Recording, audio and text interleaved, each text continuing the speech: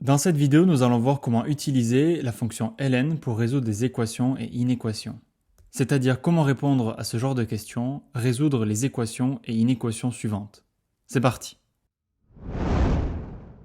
La méthode est la suivante. La première étape sera d'isoler l'exponentielle ou d'obtenir une égalité ou inégalité entre deux exponentielles. La deuxième étape consiste à utiliser le sens de variation de la fonction ln. Puisqu'elle est strictement croissante, alors appliquer cette fonction à une égalité est possible, et appliquer cette fonction à une inégalité, c'est possible et ça ne change pas le sens. Prenons le premier exemple. On a exponentielle de 2x moins 3 plus 3 égale à 9. On isole exponentielle pour obtenir exponentielle de 2x moins 3 égale à 6. On peut alors appliquer ln aux deux membres de l'équation pour obtenir ln de exponentielle de 2x moins 3 égale à ln de 6.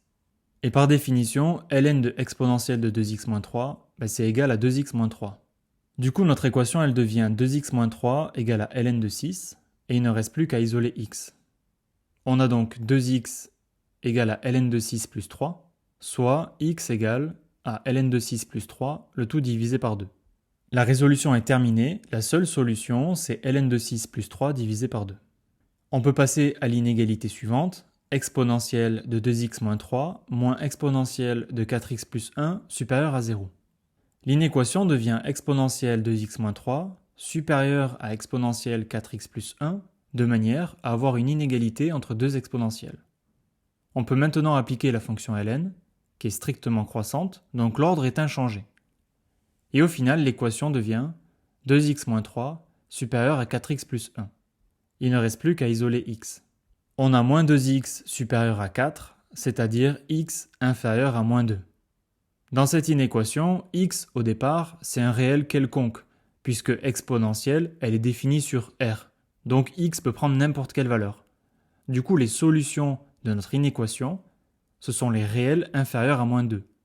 Donc l'ensemble des solutions, c'est l'intervalle moins l'infini, moins 2 exclu. Dernière inéquation, on isole notre exponentielle, mais attention à ne pas tomber dans mon piège vicieux. Et oui, l'inéquation que l'on a, c'est exponentielle de 0,5x supérieur à 0.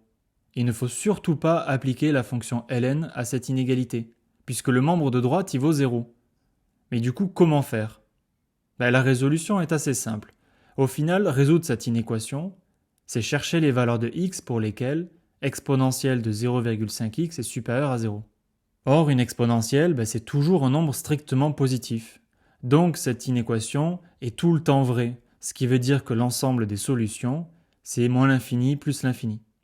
Et voilà, c'est terminé, tu sais maintenant comment utiliser ln pour résoudre des équations et inéquations. Si cette vidéo t'a plu, n'hésite pas à liker et à t'abonner. On se retrouve tout de suite pour une prochaine vidéo.